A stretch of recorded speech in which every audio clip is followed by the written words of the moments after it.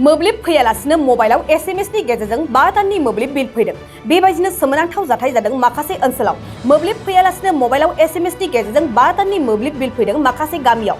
जाथायानो जादों धेमाजि जिल्लायाव। धेमाजि जिल्लानि माखासे गामियाव बे जाथायखौ लानानै सोंथि गोनां थासारि सोमजिहोदों। गामि ओनसोलाव मोब्लिब फैयैनि जेंना, फारसेथिं मोब्लिब फैयालासिनो बिल फैनायनि जेंना। गामियाव मोब्लिब फैयाखै नाथाय मोब्लिबनि बिलसो फैदों।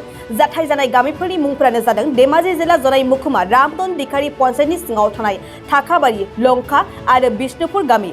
बै गामिफोराव मोब्लिब फैयालासिनो थांनाय मार्च दाननिफ्राय नखर दासिमबो मोब्लिब बिल फैबाय थादों। नाथाय मोब्लिब हगारालासिनो माबोरै मोब्लिब बिल फैखो? रायजो राजानाव गिदिर सोंथि सिखांदों। गामिनि सुबुंफ्रा फोरमायनाय बादिब्ला मोब्लिबजों जेंनाखौ लानानै सावरायनो जनाई मोब्लिब अफिसाव थांदोंमोन, नाथाय जेबो मान होआखै।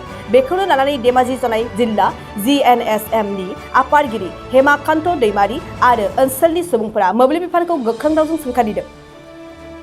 दा आं जोंनि थाखाबारि गामिनि मोनसे जेंनाखौ आं दा फोरमायनो सानदों।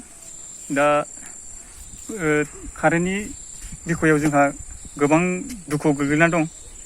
दिनै मास मोनब्रै मोनबा जानानै थांबाय, कारेन्टआ दासिमबो क्लियार जायाखै। जोङो अफिसावबो थांबाय थायो आरो लोगोसे जोंनो मावफादोंमोन।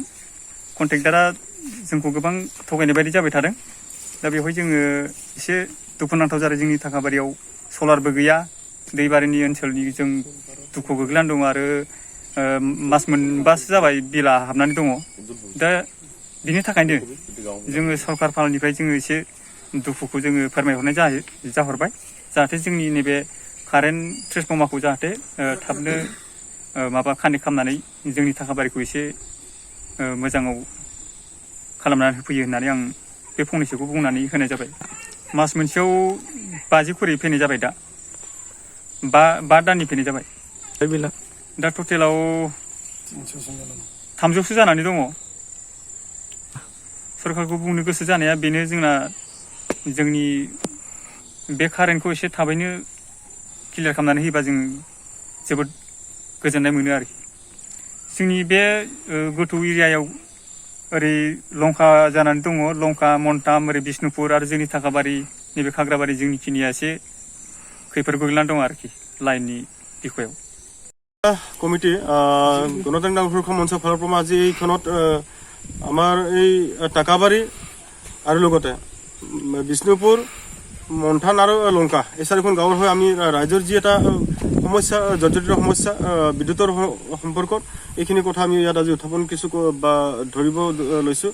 যিহেতু আজি যোৱা মাৰ্চ মাহৰ পৰা ধৰি যি এটা জোনাই উপমণ্ডল বিদ্যুৎ বিভাগৰ ফালৰ পৰা যিহেতু এই অঞ্চলৰ যে ইয়াত বিদ্যুৎ ঘৰে ঘৰে যি বিদ্যুৎ যোগানৰ কাৰণে যিখিনি এটা প্ৰক্ৰিয়া এটা ইয়াত চলি আছিলে, কিন্তু আজি দেখা পাইছোঁ যিহেতু যি ছমাহ ধৰি যি এটা এই আঁচনিটো ইয়াত চলি আছিলে, কিন্তু ইতিমধ্যে কিছু টাকাবাৰী গাঁও হিচাপে ইয়াত প্ৰত্যেক ঘৰত সকলো বিদ্যুৎ যোগানৰ কাৰণে যিখিনি প্ৰক্ৰিয়া এইখিনি প্ৰায় সমাপ্ত হৈ গৈছে। ইতিমধ্যে কিন্তু এটা কথা ইয়াত টাকাবাৰী গাঁৱৰ হৈ এটা সমস্যা এটা আমি দেখা পাইছোঁ। যিহেতু টাকাবাৰী গাঁৱত এটা প্ৰত্যেকখন গাঁৱত প্ৰতিটো ঘৰত মিটাৰ বক্সখিনি সংযোগ কৰি দিয়া হৈছে। এই সংযোগ কৰাৰ নামত যিটো মাৰ্চ মাহৰ পৰাই তেখেতসকলৰ যিখিনি বিল ইতিমধ্যে 100ৰ পৰা ধৰি 200, 250, 300 টকালৈকে মাহে প্ৰতি এনেকুৱা কিছু বিল আমি সোমাই থকা মেছেজত আমি মোবাইল মেছেজত দেখা পাই আছোঁ। কিন্তু আমি এটা খুব এটা চিন্তনীয় হৈছে, ৰাইজে এটা ইয়াত খুব এটা শংকাত পৰিছে যে যিহেতু বিদ্যুৎ যিহেতু এই গাঁওখনত কোনো সংযোগ নোহোৱাকৈ কি ধৰণে এই বিদ্যুতৰ বিলখিনি কি ধৰণে আহি থাকিব পাৰে, ইয়াৰ ওপৰত ৰাইজৰ বহুতো শংকাত এটা পৰি আছে, চিন্তিত হৈ আছে ৰাইজে। কিন্তু সঁচাকৈ আমি এটা চিন্তা চৰ্চা কৰিছোঁ, যি সময়ত আজি ভাৰতবৰ্ষত আজি উজ্জ্বল ভৱিষ্যত যি এটা আঁচনি ভাৰত চৰকাৰ তথা অসম চৰকাৰ যিখিনি আঁচনি সম্পৰ্কে যি বক্তব্য ৰাখি আছিলে, এতিয়া তাতে কিন্তু আজি যি এটা বিদ্যুতৰ ক্ষেত্ৰত হয়তো আমাৰ এই জোনাই মহকুমা জোনাই উপমণ্ডলৰ অন্তৰ্গত ৰামধনিখাৰী গাঁও পঞ্চায়তৰ অন্তৰ্গত 4খন গাঁও যেনে টাকাবাৰী, মন্থান, লংকা আৰু বিষ্ণুপুৰ, এই 4খন গাঁৱত ইতিমধ্যে যিখিনি প্ৰক্ৰিয়া ইতিমধ্যে সমাপ্ত হ'ব লাগিছিলে, কিন্তু এই বিভাগৰ পৰা বহুতো গাফিলতি আমি দেখা পাই আছোঁ যে যি সময়ত যিখিনি কাম কৰি ইতিমধ্যে শেষ কৰিব পৰা আছিলে, কৰিব লাগিছিলে, সেই সময়ত তেখেতসকলে নানান অজুহাত দেখুওৱা হয়তো এই আঁচনিসমূহ তেখেতসকলে সময়ত ৰূপায়ণ নকৰাকৈ আজি ৰাইজৰ নানান দুৰ্গতিত যি পেলাই আছে আমি ইয়াৰ ৰাইজৰ হৈ আমি দলং গঠনে গোটেই আমি ইয়াত এই ক্ষেত্ৰত আমি কিছু চৰকাৰ তথা আমি জোনাই উপসংমণ্ডল বিদ্যুৎ বিভাগৰ SDO তেখেতক আমি লগ কৰি আছো জাতীয় দল সংগঠন হিচাপে লগ কৰিছে গাঁৱৰ ৰাইজৰ হৈ লগ কৰিছে কিন্তু সকলো দিশতে তেখেতলৈ কিছু অজুহাত দেখুৱাই নানান ধৰণৰ এই বিষয়ে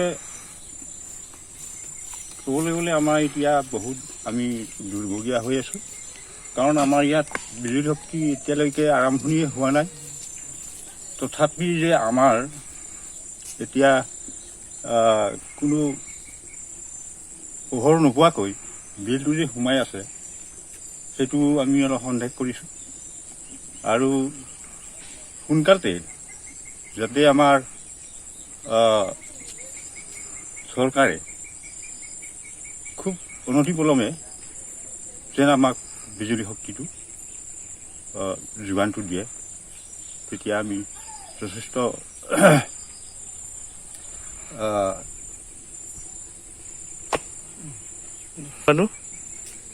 এতিয়াতো কিছুমানৰতো কিমান আহিলে এতিয়া 7 মাহ নে 6 माह আহিলে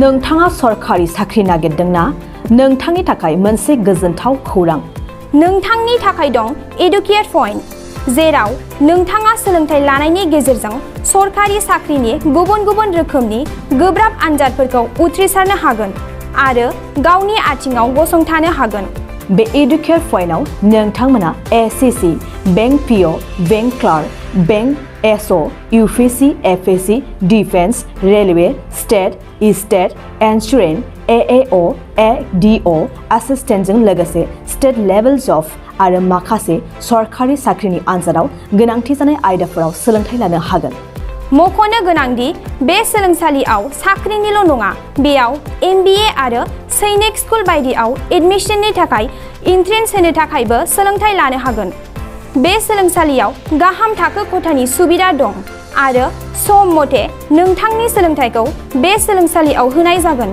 बेखौबो मिथिनांगोन दि बे एडुकेट पॉइन्टआव सोलोंथाइ लानानै बावैसो 2021-22 इं मायथाइनि SSC GDनि आनजादाव गासै 11 सा सोलोंसाफोरा उथ्रिसारनो हादों बारा नङा गासै 15,000 रांजोंनो नोंथाङा बे सोलोंसालियाव 6 दानसिम सोलोंथाइखौ लानो हागोन बे सोलोंसालिया क'क्राझार बरपेटा रड गलपारा आरो बङाइगावआवबो दं क'क्राझाराव सोलोंथाइ लानो गोसो गुदुं जानाय सुबुंफोरा 70020261333 9101 536360 70020261333 9101536360